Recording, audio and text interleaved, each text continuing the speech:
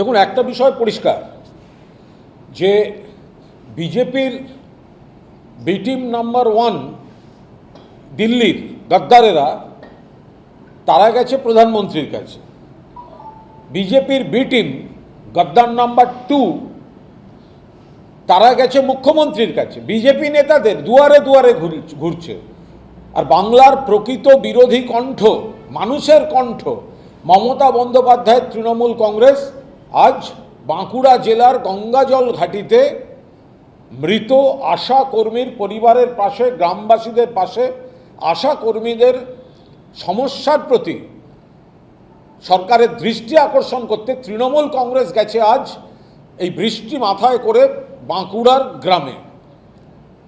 আমি আবার বলছি, দিল্লিতে বিজেপির যে দালালরা, বেইমান টিম, বিজেপির বি টিম নাম্বার 1 কয়েকজন সাংসদ তারা গেছেন প্রধানমন্ত্রীর কাছে।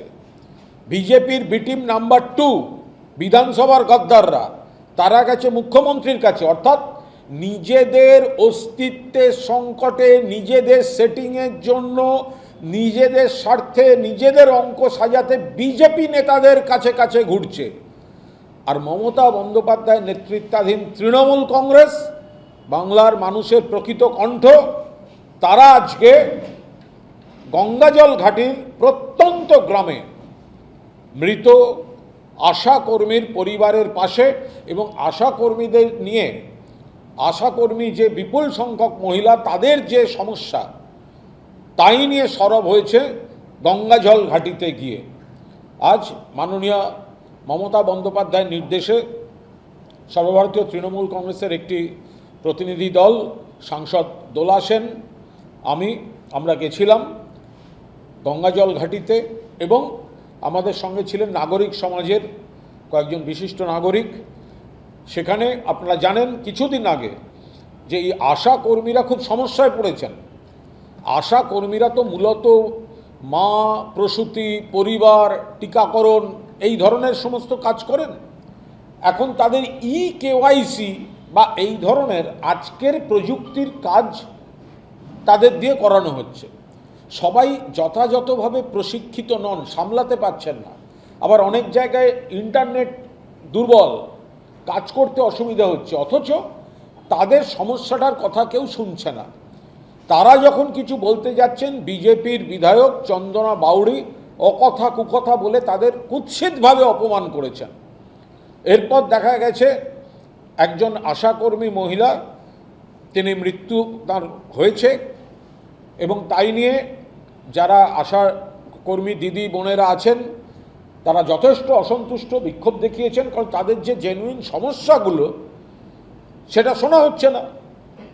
মাননীয় জননেত্রী মমতা বন্দ্যোপাধ্যায় তিনি গোটাটা খবর পেয়ে তিনি আজ প্রতিনিধি দল পাঠাবেন আগেই ঘোষণা করেছিলেন। আজ আমরা গেছিলাম সকালে, আমরা তার মৃতার স্বামীর সঙ্গে দেখা করেছি, আত্মীয়ার সঙ্গে দেখা করেছি এবং গ্রামবাসীদের সঙ্গে দেখা করেছি।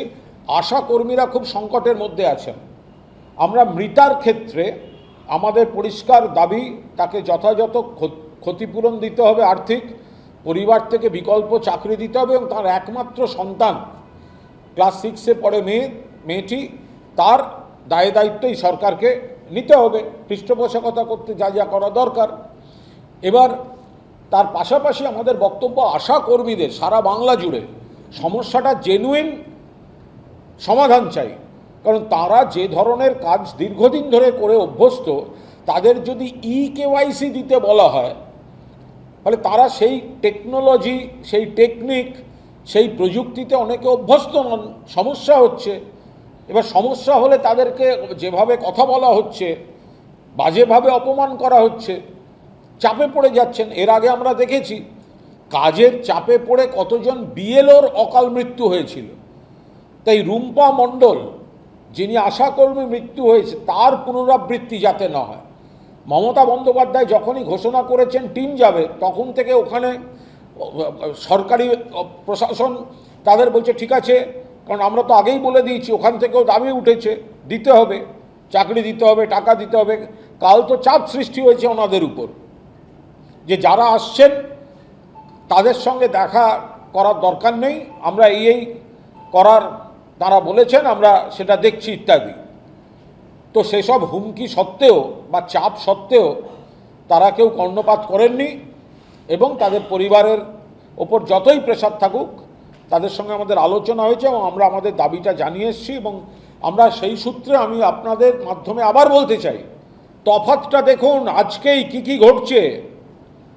আজকে দিল্লিতে গদ্দার এমপিরা, বিজেপির বি টিম নাম্বার 1, তারা প্রধানমন্ত্রীর কাছে যাচ্ছে। বিধানসভা থেকে বিজেপির বি টিম নাম্বার 2 গদ্দার, তারা যাচ্ছে মুখ্যমন্ত্রীর কাছে।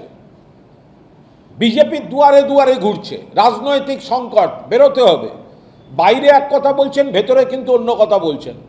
বাইরে এক কথা বলছেন, ভেতরে অন্য কথা বলছেন। নানা রকম খবর আসছে তারা নাকি সমস্যা নিয়ে কথা বলবেন। আরে সমস্যা নিয়ে বিধানসভায় একদিন বললেন না, তার জন্য নবান্ন যেতে হয়? আপনাদের তো নির্বাচন করে বিধানসভায় পাঠিয়েছেন বাংলার মানুষ মমতাদির প্রতিনিধি হিসাবে। এখানে বললেন না, নবান্নয় গিয়ে বলছেন। তাহলে এই বিজেপির দালাল, বিজেপির যে বি টিম, সাংসদরা প্রধানমন্ত্রীর কাছে, বিধায়করা বিজেপির বি টিম মুখ্যমন্ত্রীর কাছে, এবং আসল বিরোধী কণ্ঠ যারা রাজপথে দাঁড়িয়ে মানুষের পাশে দাঁড়িয়ে মানুষের কথা বলছে, স্পিকার পোষিত বিরোধী নয়, সরকারের বকলেস পড়া বিরোধী নয়, যারা মমতা বন্দ্যোপাধ্যায়ের আন্দোলনের স্রোতে থাকা বিরোধী দল সর্বভারতীয় তৃণমূল কংগ্রেস, আজ আশা কর্মীদের পাশে দাঁড়াতে গঙ্গাজল ঘাটিতে গিয়েছিলেন। এরা দিশাহারা, এনারা দিশাহারা। এরা এলাকার মানুষের কাছে মুখ দেখাতে পারছে না। যারা আজকে এনডিএর শরিক, যারা আজকে প্রধানমন্ত্রীর কাছে গেছেন, তারা তো বিজেপির দালালি করছে। তাদের কেন্দ্রের মানুষ দেখুন, যারা তাদের বাধ্য করা হচ্ছে, এমন সিস্টেম করা হয়েছে, বাধ্য করা হচ্ছে যে যারা বিজেপি বিরোধী ভোট পেয়ে জিতেছে, এলাকার মানুষকে এরা ভুল বোঝাচ্ছেন, ভুল ব্যাখ্যা করছেন, বিভ্রান্ত করছেন। এরা কোনো না কোনো কারণে একটা ফাঁদে পড়ে গেছেন, ফলে ওখানে থাকতে হচ্ছে। কিন্তু তাদের সিদ্ধান্ত নিতে হবে। এলাকার মানুষের সঙ্গে এই প্রতারণা চলতে পারে না। বিজেপি বিরোধী ভোট নিয়ে দিল্লিতে গেছেন, বিজেপি বিরোধী ভোট নিয়ে পার্লামেন্টে গেছেন, বিজেপি বিরোধী ভোট নিয়ে বিধানসভায় এসছেন, আর ঘুরঘুর করবেন বিজেপির কাছে, করবেন বিজেপির দালালি, বিজেপির বকলস পরে ঘুরবেন, এটা তো চলতে পারে না। ফলে এরা দিশাহারা হয়ে গেছেন। কবে কখন কি বলছেন, একবার ওদের সঙ্গে ওদের চাপে যাচ্ছেন, তারপর আবার এদিককার সঙ্গে যোগাযোগ করছেন, এলাকার মানুষকে একরকম বোঝাচ্ছেন। এদের পলিটিক্যাল কেরিয়ার ফিনিশড। এই গদ্দারদের পলিটিক্যাল কেরিয়ার ফিনিশড। বিজেপির দয়ায়, স্পিকারদের অনুগ্রহে জনপ্রতিনিধিত্ব রাখতে পারেন, বেইমানি করে খবরে থাকতে পারেন, কিন্তু বাংলার মানুষের দরবারে যেদিন যাবেন সেই দিন আপনাদের রাজনৈতিক কেরিয়ার শেষ। এগুলো লোক দেখানো নাটক করছে। যারা ঘোষিতভাবে, বিজেপি ঘোষিতভাবে তাদের নীতি, ধর্মভিত্তিক যে নীতি, তাদের যে নীতিটা, তাদের যে দৃষ্টিভঙ্গিটা, এটা সকলের কাছে স্পষ্ট। যদি কেউ বলেন যে আমরা বিজেপি কি চায় মন বুঝতে গেছিলাম, তাদের আমি একটাই কথা বলবো, ন্যাকা ষষ্ঠী। বিজেপি কি চায়, বিজেপির দৃষ্টিভঙ্গি কি, সেটা বোঝার জন্য বিজেপির সঙ্গে বৈঠক করতে হয় না। ফলে আপনারা মানুষকে এক কথা বলছেন, আপনারা বলছেন এসআইআরের প্রবলেম নিয়ে গেছি, বিধানসভায় এই নিয়ে সরব হলেন না কেন, ধর্ণা দিলেন না কেন, ঝড় তুললেন না কেন? অ্যাকচুয়ালি এগুলো মানুষকে বা তার এলাকার মানুষকে বোকা বানানো হচ্ছে। ভেতরে যাচ্ছেন, আমি কিভাবে থাকব, আমার একটু পুলিশি নিরাপত্তা, আমার এলাকায় আমি ঢুকতে পারছি না, মানুষ বিরক্ত হচ্ছেন, আমার বিধায়ক পদ বা সাংসদ পদ যেন খারিজ না হয়, নিজেদের অস্তিত্বের সংকটের জন্য বিজেপির প্রোটেকশন নেওয়ার জন্য এই সাংসদ বিধায়করা বিজেপি নেতাদের কাছে ঘুরছেন। বিজেপি নেতাদের কাছে মানুষের স্বার্থে যদি কোনো দরকার নিয়ে যেতেন, তাহলে সকলের সামনে এখানে বিধানসভাতেও তারা দেখা করতে পারতেন, কথা বলতে পারতেন। সমস্তটা স্পষ্টভাবে হতে পারত। আমি তো আগেই বলেছিলাম, আমিই বলেছিলাম গোটা বিষয়টা, যে বিধানসভায় বিরাট গটাপ, দিল্লিতেও গটাপ, অর্থাৎ এই গদ্দার নামক বিজেপির দালালদের সঙ্গে বিজেপির গটাপ চলছে, সেটিং চলছে। যে কটা কমিটির বিরোধীদের দেয়া হলো, বিধানসভা স্ট্যান্ডিং কমিটি বা বিধানসভার যে কমিটিগুলো, তো সেগুলো তো সব যাদেরকে বিজেপি আশীর্বাদ করছে, বিজেপি খাড়া করছে তাদের ঢাল হিসেবে, যে প্রকৃত বিরোধীদের জায়গা দিও না, বকলেস পরানো বিরোধীদের দাও, বাবুরাম সাপুড়ের যে সাপগুলো ছিল সেই টাইপের সাপ বানাও, সেই রকম দুটো সাপ জ্যান্ত গুটি ওইরকম নিয়ে, যারা কিচ্ছু করবে না, সাপের মতো দেখতে কিন্তু তাদের কোনো কামড় নেই, তো সেইরকম বিরোধী দল তৈরি করতে চাইছেন। সব কমিটির চেয়ারম্যান ওদেরকে দিয়েছে, একটা চক্ষু লজ্জাও থাকে একটা দলদাসপনা পক্ষপাত দুষ্ট কিছু করার জন্য। শোভনদেব চট্টোপাধ্যায় 10 বারের এমএলএ, 36 বছরের বিধায়ক, তিনি একটা স্ট্যান্ডিং কমিটির চেয়ারম্যান হবেন না? বিমান বন্দ্যোপাধ্যায়, তিনি এক্স স্পিকার, তিনি একটা সম্মানজনক কমিটির দায়িত্ব পাবেন না? সমস্তটা এই বালিশচাটাদের দিয়ে পুরো সেটিং করেছে সরকার, পুরো সেটিং করেছে। কলকাতা পুরসভার ডিলিমিটেশনের একটি বিষয়, সেটি ঘুরছে এখন। আমাদের পরিষ্কার বক্তব্য হচ্ছে যে এইভাবে ডিলিমিটেশন হতে পারে না। যে ফরম্যাটে একটা ডিলিমিটেশন বলে কিছু একটা ঘুরছে, কি আমরা জানি না, অফিসিয়াল কিনা জানি না, কিভাবে হলো জানি না, এভাবে তো হতে পারে না। একটা গণশুনানি, জনপ্রতিনিধি, তাদের রায় নেয়া, বিরোধীদের রায় নেয়া, সেটা কোথায়? যেভাবে কলকাতা কর্পোরেশনের ডিলিমিটেশন বলে কিছু জিনিস ঘুরে বেড়াচ্ছে, আমি আবার বলছি, এটা অফিসিয়াল কিনা জানি না, এটা হয়েছে কিনা জানি না, কিন্তু সবাই বলছেন এটা হাতে হাতে ঘুরছে।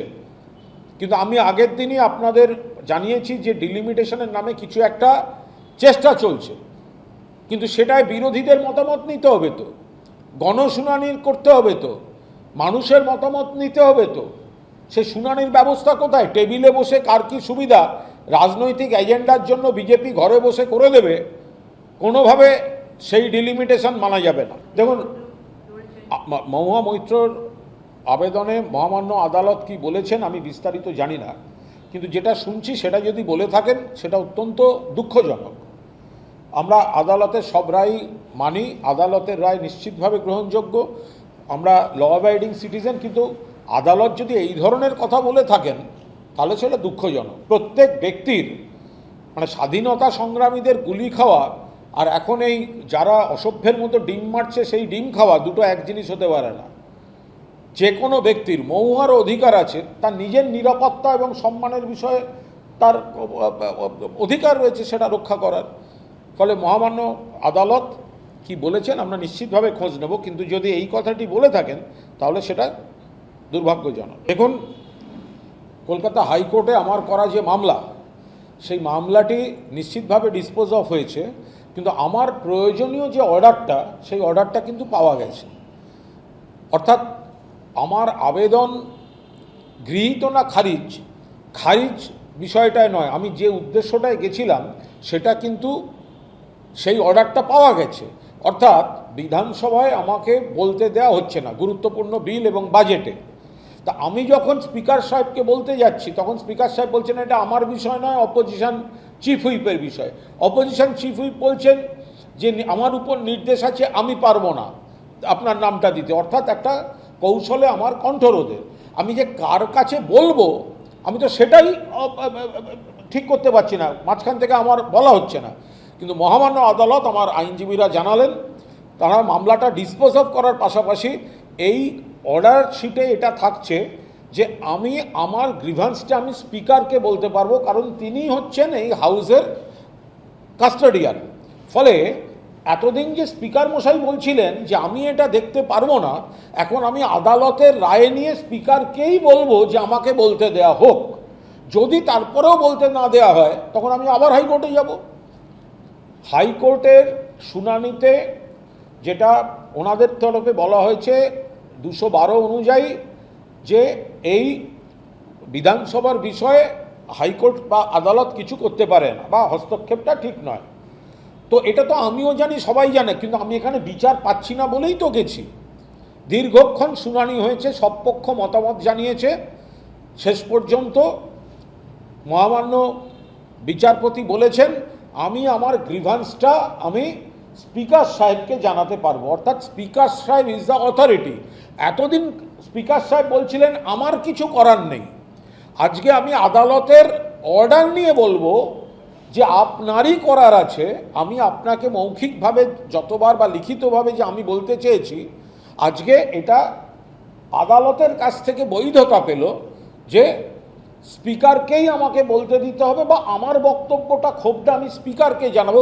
Speaker is the man, speaker is the chair, speaker is the custodian. যেটা আমাকে বলা হচ্ছিল না যে আমার করার নেই অপোজিশন চিফ হুইপে, সেটা দেখা গেল অপোজিশন চিফ হুইপ না, এটা ব্যাপারটা গার্জেন হচ্ছেন স্পিকার, এবং আমি স্পিকারের কাছে বলবো বিরোধী কে সেটাই সাবজুডিস। সুপ্রিম কোর্ট সিন্ডে মামলায় বলছেন মূল পার্টিটা হচ্ছে আসল ক্ষমতার আধার, সংসদীয় দলে কে কি কেন কবে কোথায় এগুলো পরের কথা, আমি এ নিয়ে কোনো মন্তব্য করতে চাই না। কিন্তু আমি শৃঙ্খলা মানছি কি মানছি না তার সঙ্গে আমাকে বলতে না দেওয়ার কি সম্পর্ক? আমি বলতে দেওয়া হয়নি বলেই তো আমি প্রতিবাদ করেছি। আমি কেন শৃঙ্খলা মানব না? আমি তো শৃঙ্খলা মানছি, কিন্তু যদি চক্রান্তমূলকভাবে আমাকে বলতে না দেওয়া হয়, আমি যদি সেটার প্রতিবাদ করি, সেইটাকে বলা হচ্ছে আমি শৃঙ্খলা ভাঙছি। এটা কি করে হতে পারে? আমি শৃঙ্খলাবদ্ধ এবং আমি শৃঙ্খলা মেনে চলি।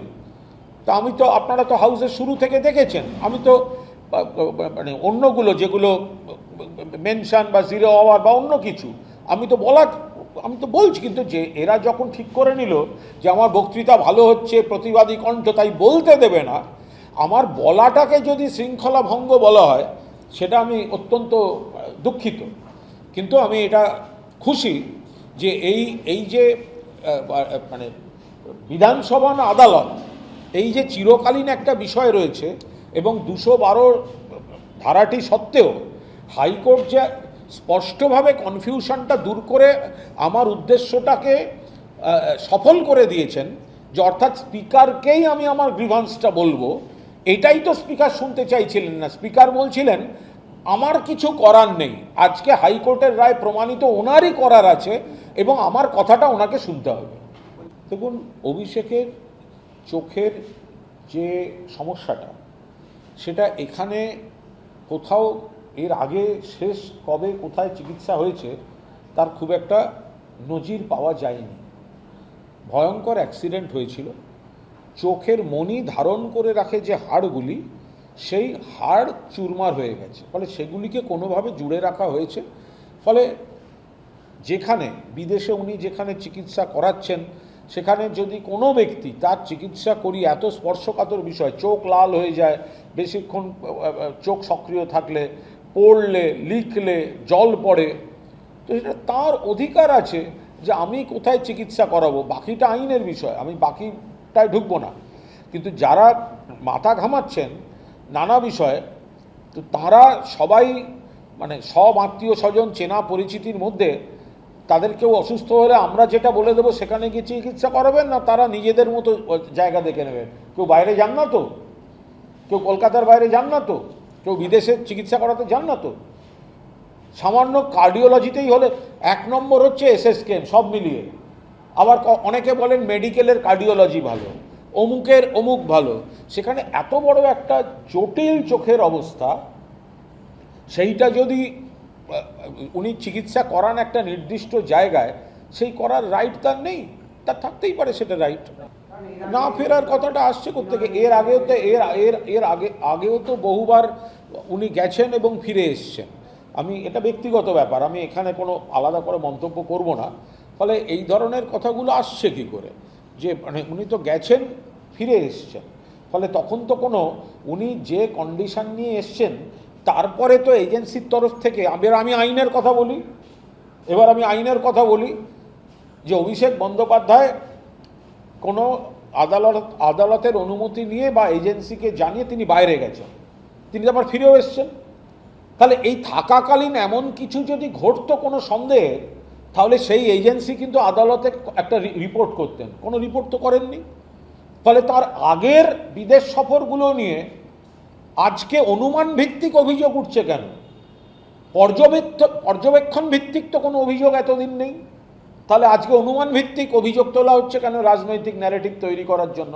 যদি ওনার আগের বিদেশ সফরগুলোতে এমন কোনো অবজারভেশন থাকতো যেটায় এজেন্সি অবজেকশন দিতে পারে, কোর্টে দিতে পারতেন, তখন তো দেননি। কোনো অবজেকশন দিয়েছেন? দেননি। তাহলে যখন ফ্রেশ কেউ অ্যাপ্লিকেশন করছে, আগেরগুলোই যখন কোনো অবজেকশন ছিল না, তাহলে অনুমান ভিত্তিক রাজনৈতিক ন্যারেটিভ ভিত্তিক অবজেকশন কি করে হতে পারে? আরে তথাকথিত বিরোধী দলনেতা চাটন ঋতু, ও তো অভিষেকেরই কোলে বসে থাকতো, পাশের সিট না থাকলে চেয়ারের পাশের চেয়ার ফাঁকা না থাকলে চেয়ারের হ্যান্ডেলে বসে থাকতো। একটা অকৃতজ্ঞতার একটা লিমিট আছে। এই যাদের পুরো দাড়ি ওঠে না তাদের এরকম একটা সমস্যা হয়। যদি গালে পুরো দাড়ি থাকতো দেখবেন কোনো প্রবলেম নেই, একটা সুষ্ঠু ভারসাম্য আছে। খোঁচা খোঁচা মানে কোথাও দাড়ি ওঠে কোথাও দাড়ি ওঠে না, এদের এই ধরনের অদ্ভুত দেখতে প্রাণীদের এরকম একটা সমস্যা হয়ে যায়। আজব কথা, সিপিএম থেকে লাত খাওয়ার পর অভিষেক ব্যানার্জি যাকে প্রোটেকশন দিয়েছে তাকে কোনো ইয়ে আছে? একটা মানুষের তো একটা কৃতজ্ঞতা অকৃতজ্ঞতার একটা বিষয় থাকে, সকলের মুখে মানা যায়। তাহলে রাস্তার পাড়ার সামনে একটা নেড়ি কুকুরকে বিস্কুট দিলেও অন্তত সে কামড়াবে না। অন্তত অভিষেক বন্দ্যোপাধ্যায় 10টা প্লাস থাকতে পারে, অভিষেক বন্দ্যোপাধ্যায়ের 10টা মাইনাস থাকতে পারে, কিন্তু বিজেপির দয়ায় যাদেরকে এখানে বিরোধী দল দেওয়া হয়েছে এবং বিরোধী দলনেতা চাটন ঋতু, অ্যাটলিস্ট তার কোনো নৈতিক অধিকার নেই অভিষেক বন্দ্যোপাধ্যায়ের সমালোচনা করার। কারণ সিপিএম থেকে টেনে লাথ খাওয়ার পর অভিষেক বন্দ্যোপাধ্যায় তাকে প্রতিষ্ঠা দিয়েছিলেন, আশ্রয় দিয়েছিলেন, কমিটি করিয়ে একটা সরকারি কমিটিতে আশ্রয় পেয়েছিলেন, তারপরে রাজ্যসভা, তারপরে আবার বিধানসভায় নমিনেশন, আইএনটিটিউসির প্রেসিডেন্ট, এগুলো সব অভিষেক বন্দ্যোপাধ্যায় দিয়েছেন। আজকে বিজেপির কাছে ভালো সাজতে হবে বলে অভিষেক বন্দ্যোপাধ্যায়ের কড়া নিন্দা করতে হবে, আর যে কে করবে না করবে আমার জানার দরকার নেই, কিন্তু অভিষেক বন্দ্যোপাধ্যায়ের কাছ থেকে চূড়ান্ত সুবিধা, পক্ষপাতদুষ্ট এবং আশ্রয় প্রোটেকশন যিনি পেয়েছেন তার মুখ থেকে অভিষেক বন্দ্যোপাধ্যায়ের সমালোচনা গ্রহণযোগ্য নয়।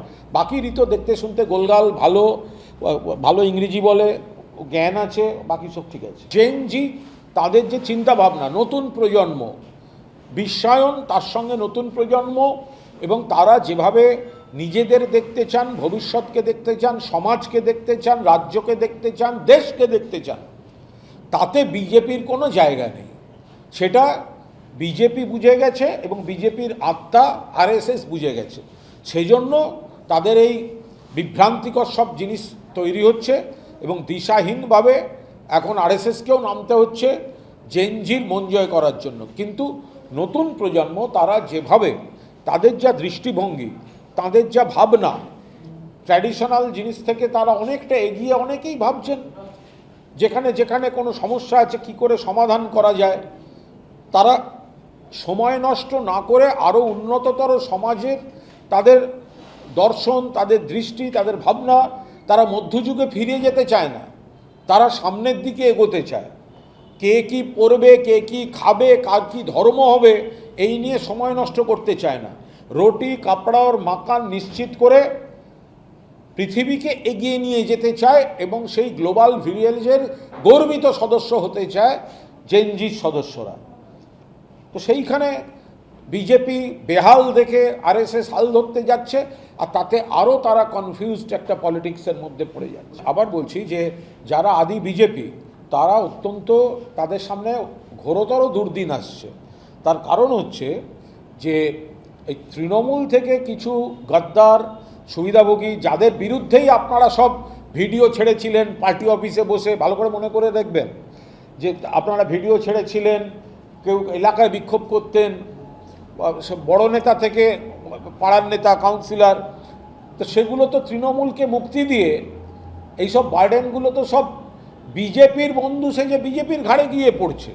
ফলে বিজেপির যে পুরনো দিনের কর্মীরা, যাদের সঙ্গে হয়তো আমাদের আইডিওলজিক্যাল ব্যাটল আছে, কিন্তু তারা যেসব কজে তৃণমূলের যেসব নেতাদের বিরোধিতা করেছেন, নেত্রীদের বিরোধিতা করেছেন, তো তারাই তো বিজেপির মাথায় গিয়ে বসছে। বিজেপি নেতারা তো তাদের সঙ্গে ফটোশ্যুট করছে। দিল্লির নেতাদের বিল পাস করাতে ভোট চাই, সেই জন্য আদি বিজেপি বা একেবারে গ্রাসরুটের বিজেপি তাদেরকে বলি দিয়ে দিচ্ছেন। গদ্দার তৃণমূল তাদেরকে পাশে বসিয়ে কোলে নিয়ে ছবি তুলছেন। তো এগুলো তো সর্বস্তরে পুরনো যারা বিজেপি তাদেরকে দেখতে হবে তো, যে যারা যারা তৃণমূলে ছিলেন, একটা সময় তৃণমূলের বাইরে থেকে কিছু আবর্জনা এসে তৃণমূলে ঢুকেছিল, তাদেরকে রোখা যায়নি, ভুল হয়েছিল পার্টির। আবার সেই বেনজলগুলো এখন সব বিজেপিতে যেতে যাচ্ছে, এ তো তাদের ব্যাপার, কোনোভাবেই সম্ভব না। তাদের বড় নেতারাই গদ্দারদের সঙ্গে, অভিযুক্তদের সঙ্গে ছবি তুলছেন। নরেন্দ্র মোদী ছবি তুলছেন রোজভ্যালি ক্যান্ডে সিবিআইয়ের কাছে গ্রেফতার সুদীপ বন্দ্যোপাধ্যায়ের সঙ্গে। নরেন্দ্র মোদীকে সাসপেন্ড করুন, করুন নরেন্দ্র মোদীকে সাসপেন্ড। পাড়ার অমুক পচাকে সাসপেন্ড করছেন কেন বিজেপি? এতে শুদ্ধিকরণ হবে। অমিত শাহ কাদের সঙ্গে ছবি তুলছেন? সারদা নারদা, তাদের সঙ্গে ছবি তুলছেন না, তো অমিত শাহকে বহিষ্কার করুন। শুভেন্দুবাবুকে নিয়ে আমি আলাদা করে আর কি বলবো, তিনি কাদের সঙ্গে ছবি তুলছেন? অভিযুক্ত নেই, তিনি বলছেন প্ল্যান কাকে দেয়া হয়েছে, কার সই, 80টা 90টা সব ইলিগাল ওই সব কনস্ট্রাকশন, তাদেরকে আপনারা সঙ্গে নিয়ে চলছেন। নারদার ভিডিওটায় যারা ছিল ওটা কি নিচ্ছিল? কি নিচ্ছিল? তোলাবাজি বলে শুধু ছোট নেতাদের নাম দিয়ে কেন হবে? তারা কি নিচ্ছিল? ভিডিও কারা দেখিয়েছিল? বিজেপির পার্টি অফিস থেকে ভিডিও দেখিয়েছিল। নারদার টাকাটা ভালো টাকা ছিল, লোকসভায় কোলে নিয়ে বসে দোল খাচ্ছেন। আমি আবার বলি, হর ঘর তিরঙ্গা, এটা ভারতবাসীকে বিজেপিকে শেখাতে হবে না। তিরঙ্গা মানে জাতীয়তাবাদ এবং জাতীয়তা বোধের প্রতীক, জাতীয় পতাকা। এবং এই তিরঙ্গা যে কিসের সিম্বল, এটা আমরা ভারতবাসীরা জানি। আমরা জাতীয় পতাকা তুলি বাড়িতে, ক্লাবে, সংস্থায়, প্রতিষ্ঠানে, ব্যাচ করে বুকে লাগিয়ে রাখি, পাড়ায় পাড়ায় অনুষ্ঠান করি। এটা বিজেপির কাছ থেকে শিখতে হবে না, বিজেপিকে এখন জোরে বলতে হচ্ছে। কারণ তিরঙ্গার আসল লড়াইতে, স্বাধীনতা সংগ্রামে বিজেপির কোনো ভূমিকা ছিল না। ওখানে স্বাধীনতা সংগ্রামীরা বন্দে মাতরম বলে যখন ফাঁসির মঞ্চে প্রাণ দিচ্ছেন, তখন বিজেপির পূর্বপুরুষের ঘরানার লোকেরা ব্রিটিশকে মুচলেখা দিয়ে স্বাধীনতা সংগ্রাম থেকে সরে আসতো। তাই লোক দেখানো এই হর ঘর তিরঙ্গাটা ওদের করতে হয়। আর আমরা ট্র্যাডিশনালি চিরকাল তিরঙ্গাকে সম্মান করে আসি, পালন করে আসি, উদযাপন করে আসি। এখন দেখুন, এরা তো বিজেপি নেতাদের কাছেই ঘুরে বেড়াচ্ছে। সাংসদ বলুন বা বিধায়ক বলুন, গাদ্দারগুলো, তারা তো বিজেপি নেতাদের কাছেই ঘুরে বেড়াচ্ছে। তার কারণ সংকট। এমপিদের নিয়ম মেনে চললে স্পিকার ওদেরকে রক্ষা করছেন, এমপিশিপ চলে যাওয়ার কথা, সেই জন্যই দুয়ারে দুয়ারে ঘুরে বেড়াচ্ছেন। তৃণমূল থেকে জিতেছেন এনসিপিআই, তাহলে ঘোড়ার ডিমের এনসিপিআই এখনও লোকসভা টিভি লিখে দিচ্ছে এআইটিসির জিতে এখনো এলাকায় যেতে পারছে না, তারা ঘুরে বেড়াচ্ছে দিল্লিতে আর বিজেপি নেতাদের কাছে ঘুরছে। তার এলাকার মানুষরা দেখুন, এত বড় বিশ্বাসঘাতক আপনাদেরকে বলেছে বিজেপি বিরোধী ভোট নিয়ে জিতেছে, আর বিজেপি নেতাদের সঙ্গে দালালি করে বেড়াচ্ছে। কখনো প্রধানমন্ত্রী, কখনো মুখ্যমন্ত্রী বিজেপির ঘরে ঘরে ঘুরে বেড়াচ্ছে।